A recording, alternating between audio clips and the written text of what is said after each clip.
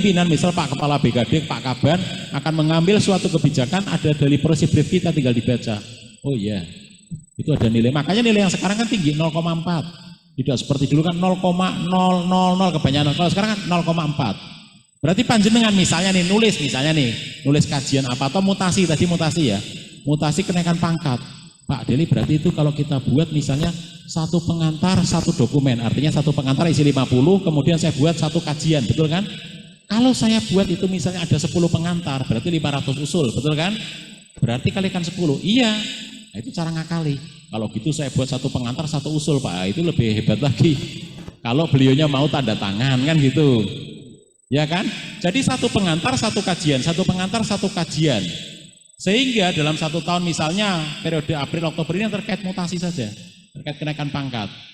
Ada 20 pengantar ya, 20 dikalikan 0,4. Satu tahun dari kegiatan kenaikan pangkat sudah dapat 8. Ya. Makanya kita harus memahami ini butir ini di mana, masuknya seperti apa gitu. Ya, di sini. Jadi siap-siap Bapak Ibu sekalian, ternyata ke depan tunjangan kita naik, grading kita naik, tapi tidak seindah yang dibayangkan. Pekerjaan kita tambah pusing. Habis ini jangan sampai ada nanti analis kita, teman-teman kita maju ke Pak Kaban kemudian minta pensiun dini. Ya, nyerah saya Pak, pekerjaannya kok mumet gitu. Mumet nggak seperti masa lalu. Kalau masa lalu katanya analis kepegawaian itu selama dia ada di unit kepegawaian di BKD ya Mbak Astrid, ambekan oleh angka kredit katanya. Ya kan katanya nafas saja dapat angka kredit kalau di masa lalu gitu. Kalau sekarang kalau kita nggak nulis, nggak rajin nulis buat kajian, ternyata tidak dapat. Pak, pekerjaan saya sifatnya bukan ini Pak, ya dibuat seperti ini, dibuat kajiannya, nanti kita kasih contoh. Ya, makanya nih Mas Dodi juga sama, ke depan dia akan jadi seperti itu, analis, nah siap-siap, akan lebih banyak berpikir dan seterusnya. Ya, terus kemudian, kalau di kegiatan yang Romawi berapa? 2 pengembangan profesi sama. Jadi seluruh JF yang jumlahnya 214, yang namanya pengembangan profesi, yang namanya penunjang tugas, itu sama.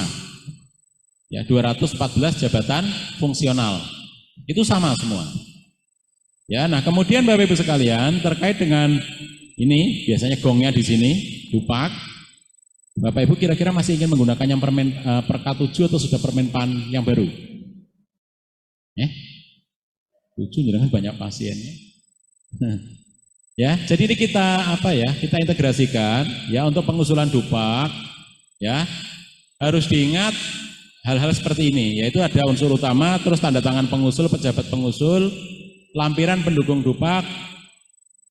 Itu catatan pejabat pengusul, catatan anggota tim penilai dan seterusnya. Format itu kalau Bapak Ibu menggunakan aplikasi e-dupak itu sudah ada. Di sini sudah punya user ya. Sudah punya user semua ya.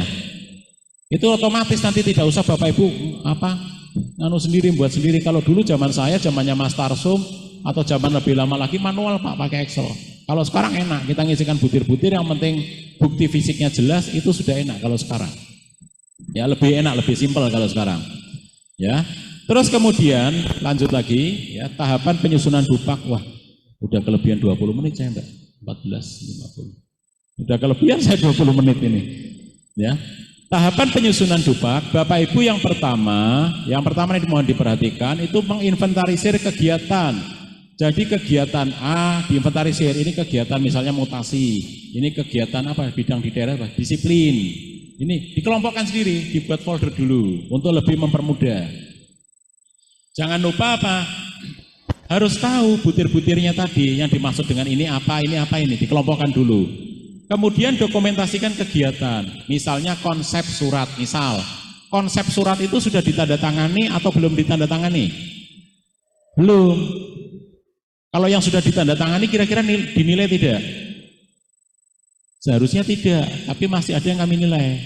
Karena kami berpikir kalau sudah ditandatangani pasti melalui tahap namanya konsep.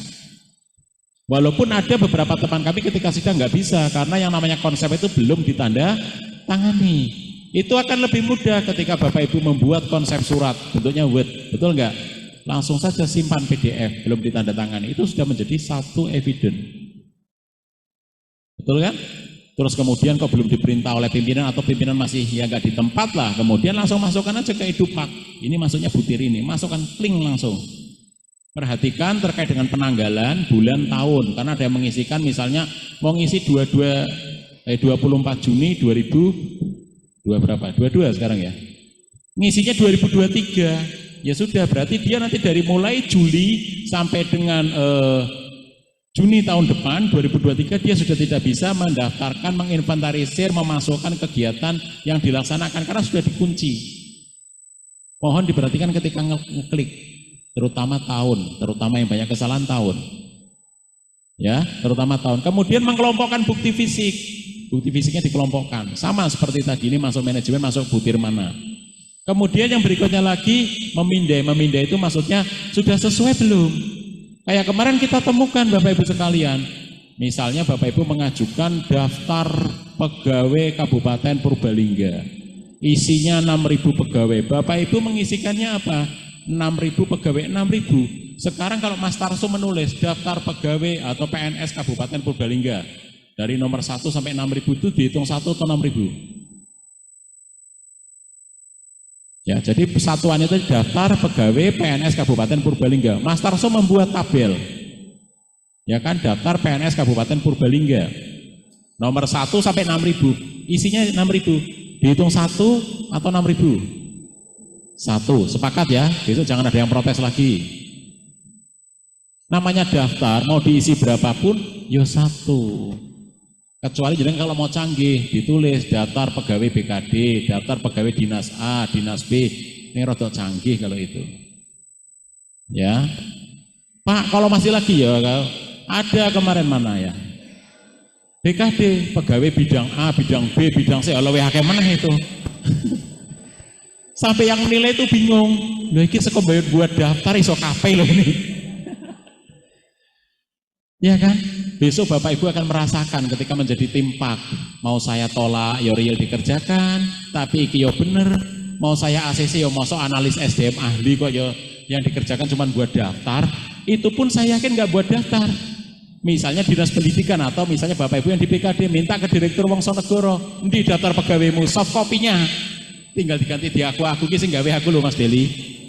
Nah, parah lagi kan itu. Ya kan, jadi hati-hati ya, kita sama-sama lah gitu, kita lihat lah nanti gitu ya. Jadi kita sepakat dulu yang namanya daftar, mau berapapun kalau judulnya daftar pegawai A berarti 1. Terus kemudian ada lagi jabatan, misalnya daftar jabatan pegawai mana? Kota Semarang. Kalau dia perawat muda, puskesmas A, B, C, D, E, itu dihitungnya 5 atau 1? Ya, 1, 5, berapa lagi? Ada yang 20? Ya, sana 1, ini 5. Alasannya 5 karena saya memang buat 5 Pak Deli. Gitu kan? Alasannya 1 karena jabatannya sama. Bapak Ibu yang membuat anjab jabatannya misalnya puskesmas ABCDE jabatannya muda. Itu copy paste apa buat dari awal? Ya? Copy paste. Yang perlu dipahami yang jabatannya sama berarti ya tuh. Paham ya sampai sini ya? Sampai sini paham gitu kan? Ini tata cara penyusunan dupak, jadi butir-butir. Satuannya jabatan yang sama ya otomatis sama. Kelurahan ada misal pengadministrasi kepegawaian, misal di kelurahan, kecamatan mana lagi, di BKD ada enggak, di dinas ada enggak. Urian tugasnya sama tidak? Mau di kota Semarang, mau di Purbalingga, mau di New York City, sing jenenge pengadministrasi kepegawaian sama tidak? Berarti dihitung berapa? 1. Itulah yang membuat mata saya sampai sekarang merah. Mbak Happy mengajukan pengadministrasi tak inceng mana aja yang ada terus tak tandai satu gitu. Ya ini memayahkan diriku ini, bilangnya temen tapi memayahkan ini. Ya paham ya sampai sini ya. Jadi kalau jabatannya sama itu dihitung 1. Pak, kalau kepala dinas kan lain-lain, dinas kesehatan, dinas pendidikan itu sudah lain, tupoksinya lain. Kita kembali lagi kepada asas menyusun analisis jabatan. Untuk jabatan yang sama, uraian tugasnya nggak boleh beda. Atau uraian tugas yang beda, nama jabatan tidak boleh sama. Artinya satuan jabatan itu 1. Paham ya sampai sini? Ya. Kemudian setelah memindai bukti fisik menyusun SPMK, surat pernyataan melaksanakan kegiatan. Ini kadang-kadang banyak yang lalai. Ya, baru nanti menyusun dupak.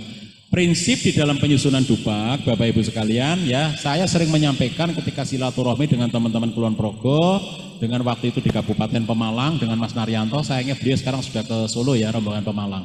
Saya sering menyampaikan bahwa dalam penyampaian atau penghimpunan atau penyusunan Dupak diingat bukti fisik, bukti dukung, itu yang selalu saya sampaikan. Bukti fisik apa? Misalnya tadi SK, apalagi surat perintah, bukan surat perintah, SK, dokumen, apalagi data, itu bukti fisik, evidence. Bukti dukung itu adalah surat perintah atau surat tugas. Makanya saya sampaikan ketika Bapak Ibu bekerja, menyelesaikan suatu pekerjaan, ya, terus kemudian Bapak Ibu sudah selesai betul, sempurna, tapi jangan lupa minta surat tugas atau surat perintah. Yang tanda tangan siapa Pak Deli? Apakah harus eselon 2? Tidak, kalau dulu masih ada eselon 4 boleh. Kalau sekarang adanya eselon 3 boleh. Ya, jadi ditulis. Dikenali dulu ini betul enggak gitu. Ya, terkait dengan bukti fisik, bukti dukung. Walaupun besok penilaian di akhir tahun katanya sudah menggunakan, rencananya bukan katanya, terintegrasi. Sudah menggunakan SKP, betul kan? Tapi SKP itu ya bukan hanya nilai 90, nilai 100, bukan itu. Mereka akan menilai butir kegiatan satu, evidennya mana dong? Ya, Mas Tarsum menyusun konsep surat atau tersusunnya konsep surat. Betul kan? Atau konsep surat, monggo itu bahasa masing-masing yang tadi diajarkan Pak Cari. Mau bahasa-bahasa penyusunan Renstra, mau IKI, mau IKU, monggo. Mau tersusunnya, karena dia berpendapat, Pak, kalau saya menulis tersusunnya konsep surat, berarti itu masih proses. Padahal PP 30, Permen 46 dan 8 outputnya orientasinya kepada satuan hasil. Kalau tersusunnya itu masih proses. Saya tidak akan, karena di Permen 46 atau PP 30 tidak ada ketentuan itu. Ya seperti sama-sama paham gitu aja. Nah, singkat cerita tersusunnya konsep surat atau konsep surat tadi secara kuantitas. Mas Tarsum tadi saya sering contohkan, dia menyusun konsep surat 1. Kemudian hasil karya dari Mas Tarsum bukan lagi dipasang di papan pengumuman, tapi di websitenya Kabupaten Purbalingga. Di Setda, kan luar biasa, ini konsep saya gitu kan. Tapi ternyata proses yang menyusun satu konsep surat, Mas Tarsum menghabiskan 1 rem kertas. Ya kan tintanya juga beda, kalau seperti ini nilainya berapa kan gitu. Makanya evidennya kita harapkan. Nanti evidence tetap ada, jadi Bapak Ibu jangan pola pikirnya itu kan berbasis SKP Pak Dili, berarti cuma nilai. Bukan.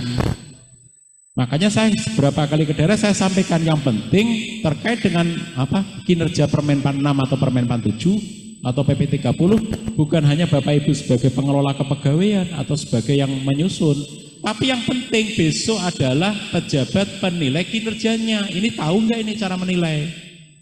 Loh kenapa? Loh SKP itu sebagai bukti, sebagai dasar penilaian angka kredit.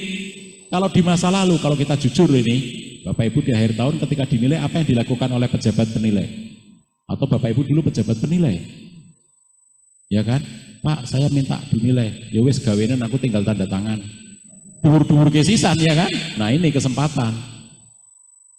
Itu kalau yang dia pede gitu loh. Kalau yang enggak, wis kok ora penak biji semen direndah-rendahkan ya hancur sendiri. Makanya di sini yang paling penting sebetulnya pejabat penilai kinerja harus memahami ini. Karena nasib seorang JF ini secara umum bukan hanya JFK, itu pada pejabat penilai artinya angka kreditnya ini yang menentukan dia. Jadi besok dinilai oleh tim penilai kinerja atau atasan langsung gitu kan, dipersepsikan angka kreditnya berapa. Kemudian setelah itu dikirim ke tim PAK. Tim PAK nanti melihat, oh kalau saya enak aja. Oh Mas Tarsum, menurut siapa atasannya Mas Tarsum, Pak Tugiwan untuk Mas Tarsum. Dilihat ini, oh ini nilainya misalnya 25, saya sama Mas Tarsum, mau enak aja. Yaudah oke, ACC, tinggal kasihkan Mas Dodi jadi. Tapi sebetulnya tim PAK itu bisa mengurangi, oh enggak, Mas Tarsum harusnya bukan 25, dari eviden-eviden yang ada, menurut tim PAK dia 23. Atau, oh ini enggak 25, eviden yang ada juga, dia harusnya 30, bisa tim PAK itu mengubah. Cuman kalau mau gampang, mau mudah kan tim PAK tinggal mengamini apa yang dinilai oleh atasan langsung. Ya jadi Bapak Ibu tadi sehari dari jam berapa tadi? Jam 9 terkait penilaian kinerja sampai jam 2, ya jam 2 kalau nggak salah ya. Itu yang dilihat ini sebetulnya. Yang penting ini, besok nasib Bapak Ibu yang menentukan ini. Evidennya dilihat. Harus ada, makanya saya kalau dulu setiap satu pekerjaan sudah langsung saya masukkan ke aplikasi. Ya, kalau dulu belum ada aplikasi ke Google Drive, EduBug dan seterusnya. Apa Mbak Astrid sudah selesai? Tak kira wis rampung ya. Saya senang kalau udah Pak Deli cukup ada. Oh belum piye nanti travelnya setelah datang. Ya. Terus kemudian untuk lanjut Mas Dimas. Nah ini tahapan-tahapannya. Slide-nya perlu tidak? Aku nasi jawabnya dengan perlu gak? Ya. Terus oh sebentar, malah munggah.